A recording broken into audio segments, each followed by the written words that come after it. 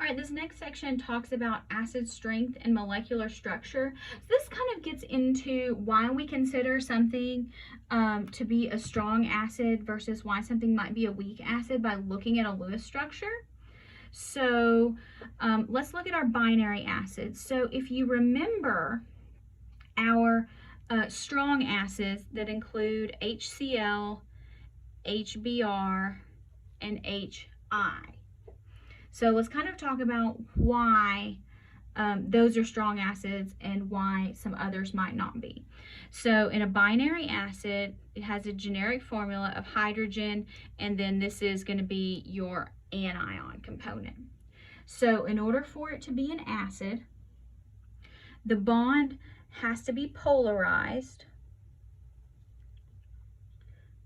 and within the polarization, the hydrogen has to be positive in order for it to be acidic. So if you have HF,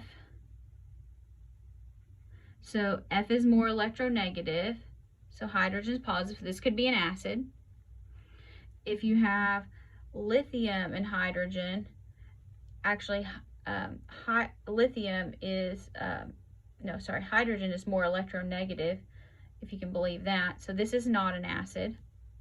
So hydrogen here is acting like an anion. That's not going to happen. And the carbon-hydrogen bond is nonpolar. So this is not an acid. Now, the stronger the hydrogen anion bond within something that actually is polar, that is going to be a weaker acid because the less likely the hydrogen is to come off. So here you have polar bonds, but the electronegativity difference isn't that strong versus this one here. This is going to like fluorine, remember, is the most electronegative atom. So there, again, there's not going to be a lot of questions about this, but for those of you who really enjoy conceptual and why things work, this is also something that will be very useful to you in organic. So again, if you're going to be going on to taking organic chemistry, I highly encourage you to save this packet, save these videos, look at the playlist on my channel, and go back to it as you need it. Now the next one, these are going to be our oxy acids. And so these are going to be, where we have like a hydroxide kind of group, and then we're going to have something else. Now, the more electronegative this atom is, the stronger the acid will be,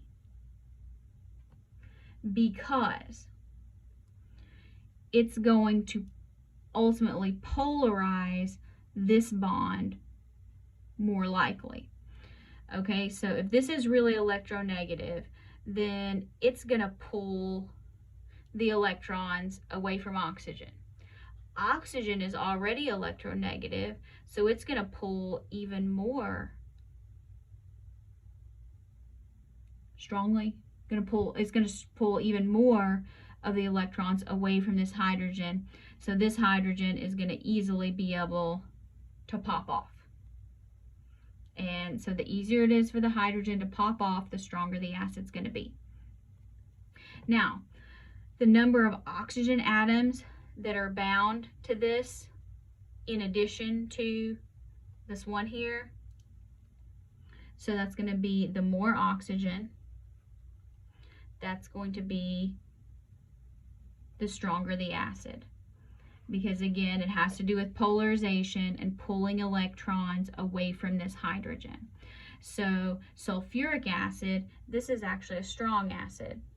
Sulfurous acid is technically a weak acid, but as a weak acid, it is fairly strong, if that makes sense, comparatively. Compared to other weak acids, it's strong.